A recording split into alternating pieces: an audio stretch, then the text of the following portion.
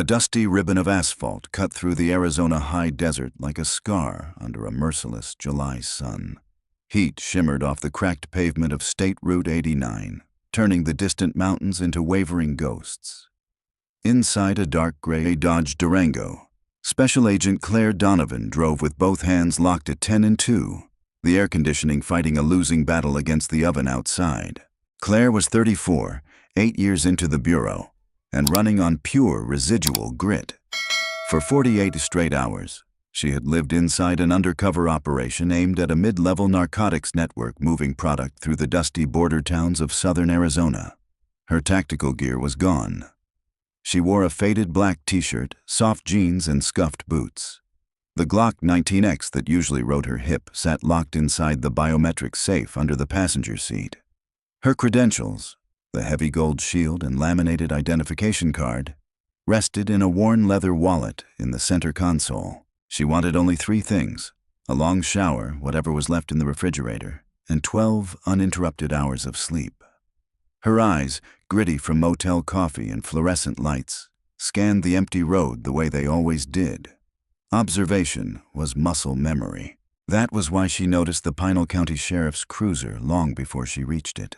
The black and white Ford Interceptor sat in the thin shade of a sun-bleached billboard, advertising a long-dead roadside diner. As her Durango rolled past, Claire caught a flash of the driver. Young, square-jawed, dark aviators, the rigid posture of a man who had only recently learned how heavy a badge could feel. She kept her speed exactly 65. 30 seconds later, the cruiser's headlights filled her rearview mirror. It closed the distance with deliberate aggression, riding her bumper so tightly the headlights disappeared. Then the light bar exploded in red and blue. The siren cut through the desert quiet like a blade. Claire exhaled once, slow and measured. Speed was legal, registration current, lights and signals perfect. There was no probable cause. Still, the lights kept flashing with absolute authority. She activated her right turn signal and eased the heavy SUV onto the gravel shoulder. Tires crunched. She shifted into park, killed the radio, and rolled down every window. Standard procedure. The kind that told an approaching officer the interior was open and empty. Both hands returned to the top of the wheel, clearly visible. In the mirror, she watched the Interceptor's door swing open. Deputy Garrett Hayes stepped out. Mid-20s, broad-shouldered. Uniform starched so hard it looked like armor. His tactical belt was loaded. Spray, cuffs, taser, spare magazines, sidearm. One hand rested on the grip of the Glock as he walked. Not casually, but with the pointed swagger of a man who believed the road belonged to him. He stopped at the rear of the Durango and pressed a thumb hard against the trunk lid, leaving a print. Then he took his time walking up the driver's side, peering into the tinted rear windows before finally planting himself at her door. He did not lean in.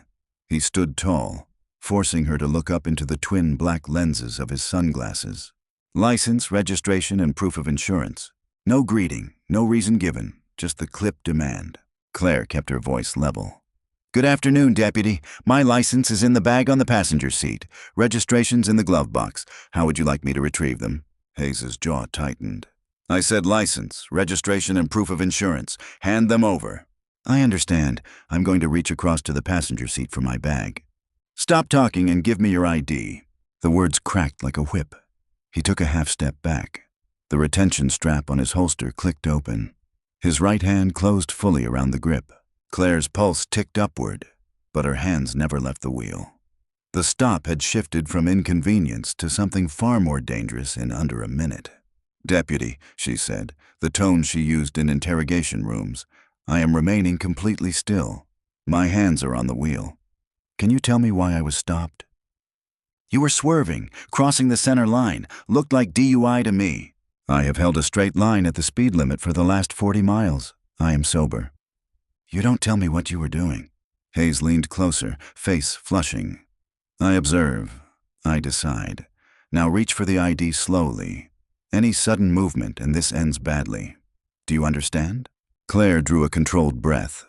The heat inside the Durango was oppressive, but a colder clarity had settled in her chest. She was a black woman alone on a deserted stretch of desert highway with an armed officer inventing violations and already treating her like a threat. The statistics were not theoretical, but she was not an ordinary motorist. Understood. Moving my right hand to the passenger seat now. Every motion was deliberate, half speed, narrated. I am reaching into the bag. I have my wallet, pulling it out. The leather bifold came free. As she brought it across the console, the heavy gold shield shifted and the wallet snapped open. Sunlight struck the metal and flashed into Hayes' eyes. "Gun! Drop it!" The scream was raw. The metallic shick of a Glock clearing leather filled the hot air. Hayes' arms locked out. The muzzle settled less than 3 feet from Claire's face. She could see the hollow point round seated in the chamber. Time stretched thin. Heat, sweat, the distant hum of insects. All of it vanished. Only the black steel remained. "Deputy," Claire said, voice low and surgical. She did not move a single muscle. "There is no weapon. I am holding a wallet. Both hands are visible. Please lower your firearm." "Don't talk back to me." His hands trembled. A bead of sweat cut a track down his temple. "Drop whatever's in your hand onto the seat. Keep your hands where I can see them and step out of the vehicle." If I move my hand to drop it, you may misread the motion. I am going to keep my hand exactly where it is. Look at what I'm holding. Leather, a wallet. For a fraction of a second, his eyes flicked down. He saw the brown leather, the absence of a barrel or grip. Reality registered. But ego does not retreat cleanly. Instead of holstering the weapon and apologizing, Hayes lowered the muzzle only far enough to point it at her chest. His left hand rested on the roof of the Durango. "I don't care what it is. I gave you a lawful order. Step out of the vehicle." Claire's fear burned away, replaced by something colder and far more precise. This man had just pointed a loaded firearm at her over a wallet. Every protocol, every constitutional protection had been discarded. "Deputy, I am not exiting this vehicle. You initiated a stop without probable cause. You drew your weapon on a compliant citizen. You are now attempting to order me out without reasonable suspicion of any crime." Hayes' face went crimson. "You a lawyer now? Refusing a lawful order is resisting. I will drag you out of that car and put you in the dirt. Do you understand me? You do not want to do that. Is that a threat? It's a fact." Slowly, deliberately, Claire rotated her wrist so the open wallet faced him. Desert sun illuminated the contents with perfect clarity. The intricate gold shield of the Federal Bureau of Investigation, the laminated credentials bearing her photograph, barcode, and microchip. "My name is Special Agent Claire Donovan. I am a sworn federal officer, and you, Deputy, are making a catastrophic mistake." Hayes stared. 5 long seconds of silence broken only by the dry wind. Then the anger drained from his face and a smirk took its place. A soft chuckle escaped, then grew into a loud, mocking laugh that bounced off the hot asphalt. "You've got to be kidding me. You? FBI?" He leaned in, bracing both hands on the window frame. Spearmint gum and cheap aftershave washed into the car. "Lady, I've seen desperate moves to beat a ticket, but buying a fake badge off the internet, that's a new low. Impersonating a federal officer is a felony. You just dug your own grave." Claire did not blink. She had sat across tables from cartel enforcers and human traffickers. A rookie deputy throwing a tantrum ranked low on the list of threats she had survived. "It is not fake. Run the serial number, call your dispatch, and have them contact the Phoenix field office. My supervisor is Supervisory Special Agent Marcus Hale. If you do not secure that weapon and verify my credentials immediately, you will face federal charges for aggravated assault under color of law." The smirk vanished. Hayes hated the calm in her voice more than any insult. He hated that she looked at him not as authority, but as a dangerous child with a loaded gun. "You listen to me." He tapped the barrel of the Glock lightly against the door panel, an open act of intimidation.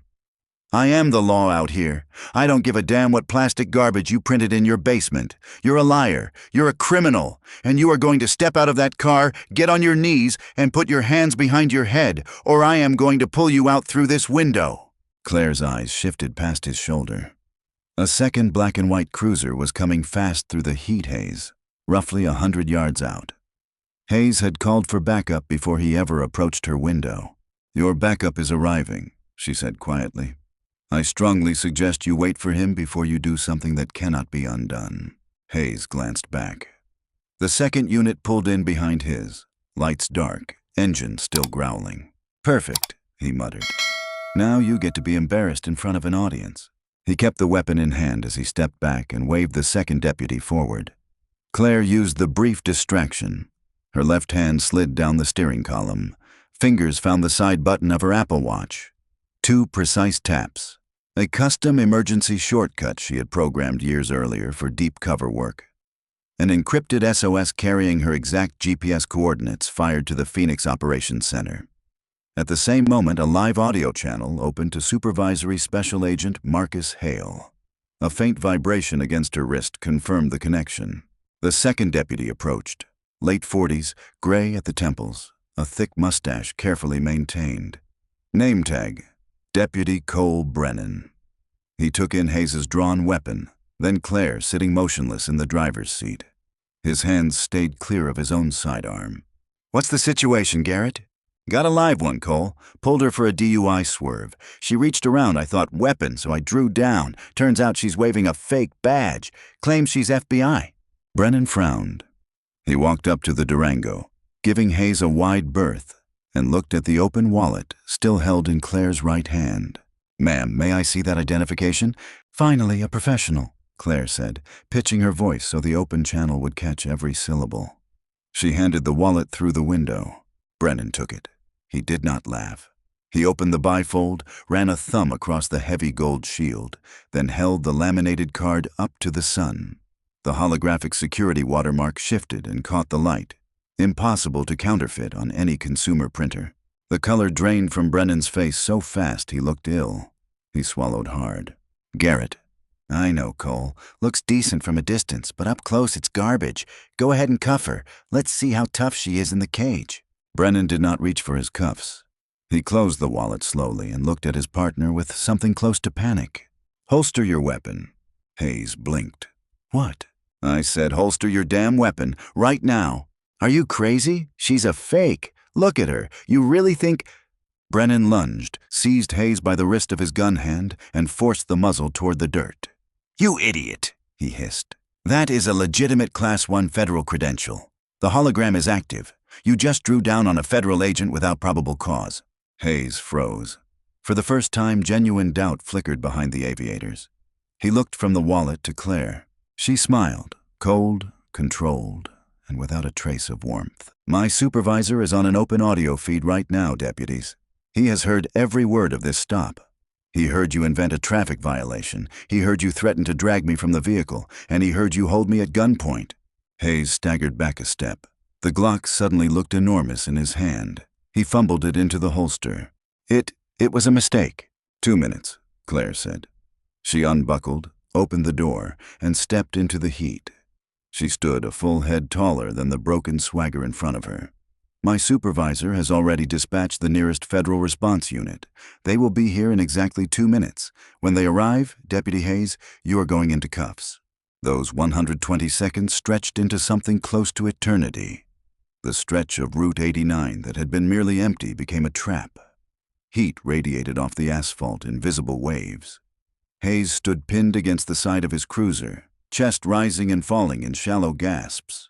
All the contempt, the laughter, the performance of power had evaporated, leaving only pale dread. Brennan stood a few paces away, looking as though he might be sick. He kept glancing down the empty highway, then back at Claire. She had not moved. The watch on her wrist continued to transmit every ragged breath and scrape of boot on gravel. "Agent Donovan, please," Brennan tried. "Let me take control of the scene. I'll secure his weapon. I'll call the captain. We can handle this internally. He's a rookie. He got spooked." "Stop." Claire's voice was quiet and absolute. "Do not attempt to reframe a felony assault under color of law as a rookie mistake. He did not get spooked. He got angry. He drew a lethal weapon on a compliant citizen because he wanted submission, not compliance. Internal affairs will not handle this. The Department of Justice will." Brennan stepped back. He understood the ground he was standing on. Hayes wiped a shaking hand across his forehead. "I have a wife. I just bought a house. You're going to destroy my life over a misunderstanding." "You destroyed it the moment you cleared that holster." Claire answered, "and you showed no concern for my life or anyone else's when you pointed a hollow point round at my face." A low mechanical rumble began to vibrate through the soles of their boots. It grew from a distant hum into a synchronized roar of high-output engines. A brown cloud of dust rose over the crest of the highway. Then 3 unmarked jet-black Chevrolet Suburbans appeared, traveling in a tight tactical diamond at well over 90 miles an hour. Red and blue strobes erupted from grills, windshields, and side mirrors. Federal sirens, short, sharp, unmistakably different from local units, cut the air. The Suburbans decelerated with brutal precision. One stopped directly in front of Claire's Durango. The second boxed Hayes' cruiser from the rear. The third cut across both lanes and angled its engine block as cover. Doors flew open. 6 agents in olive tactical pants and plate carriers marked FBI in bold yellow lettering poured out. Short-barreled M4s slung low. They moved in silence, establishing a perimeter in seconds. From the passenger side of the lead vehicle stepped Supervisory Special Agent Marcus Hale, 52, carved from the same hard material as the desert rock around them. Charcoal suit that somehow refused the heat. Credentials hanging on a silver chain against his chest. His face was a mask of controlled fury. He did not walk. He advanced. "Agent Donovan, are you injured?" "Uninjured, sir. Subject is Deputy Garrett Hayes. He is armed." Hale stopped 10 feet from Hayes and looked him over. The starched uniform, the sweat-stained face, the now holstered weapon. "Deputy Hayes, I listened to the last 4 minutes of your traffic stop on an open encrypted channel. I heard you fabricate probable cause. I heard you dismiss a clear declaration of federal status. And I heard you order a deadly weapon trained on one of my undercover agents." Hayes' mouth opened. No sound came out. He looked to Brennan, but Brennan had already taken 3 careful steps backward and raised both hands clear of his belt, broadcasting non-involvement to the federal team. "Disarm yourself," Hale said. "Quiet. Absolute." Hayes' hands shook so badly he could barely work the retention strap. One of the tactical agents, Special Agent Jordan Cole, spoke without raising his voice.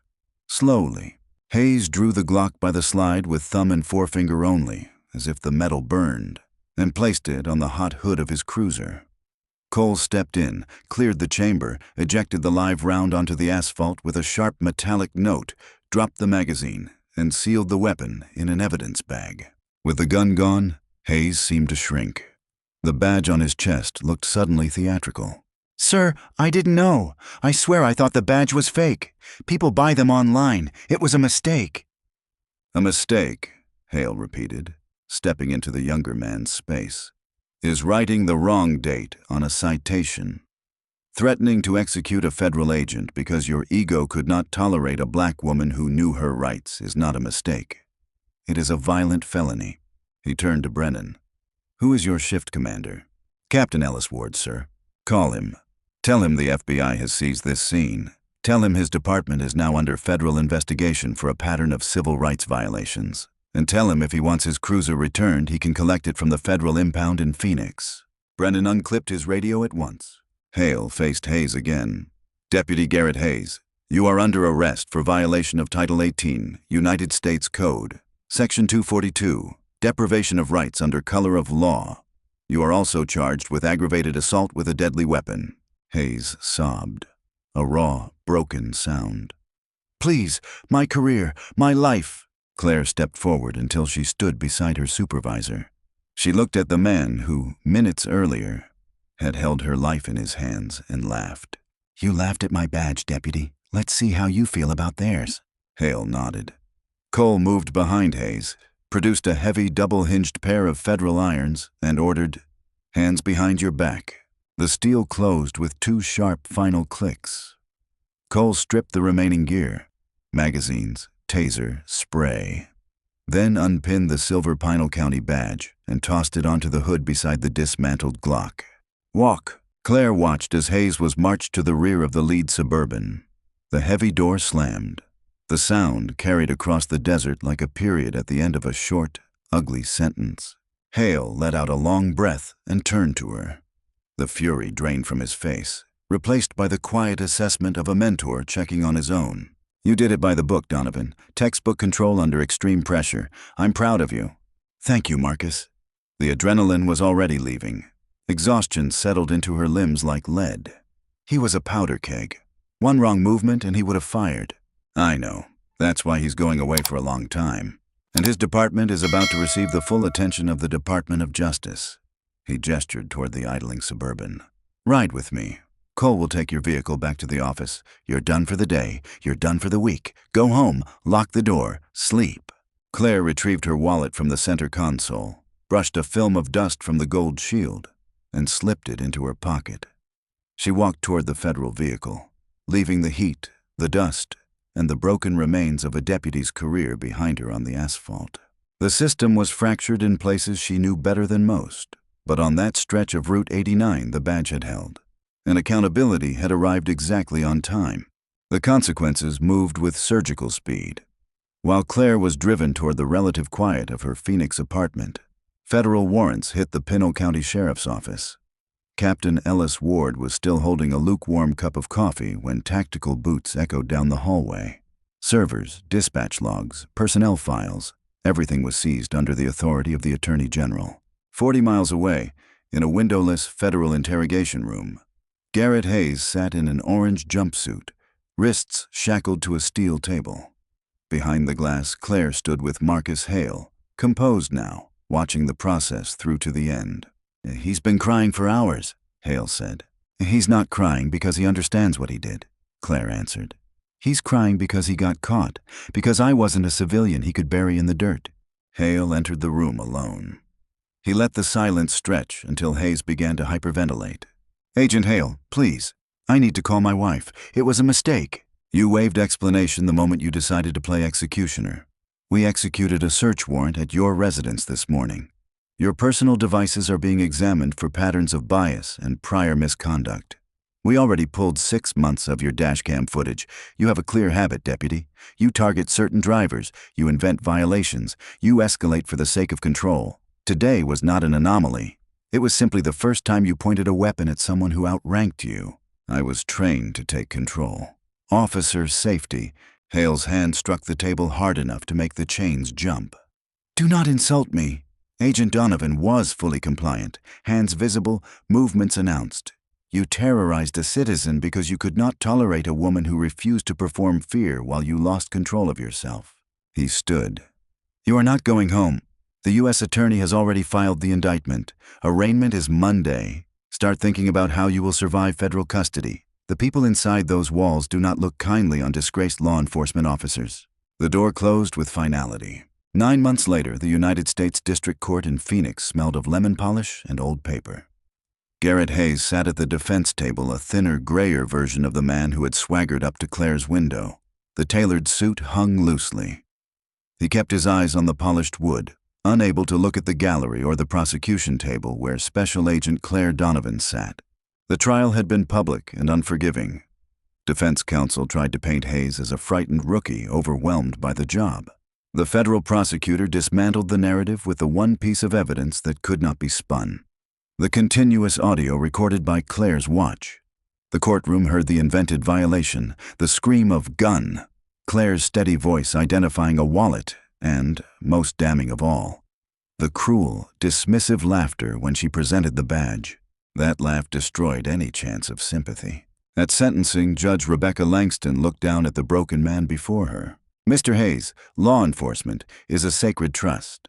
Society places a weapon and the power to deprive liberty into the hands of individuals with the clear understanding that the power will be used carefully, fairly, and within the law. You took that trust and turned it into a tool for personal dominance. You are fortunate the woman you stopped that day was a highly trained federal agent. Had she been an ordinary civilian panicked by your aggression, this courtroom would likely be dealing with a homicide. It should not require a gold shield to survive a traffic stop in the United States.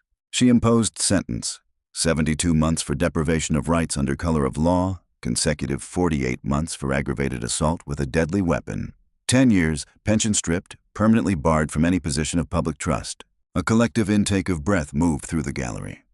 Hayes's knees buckled. 2 U.S. Marshals took him by the arms.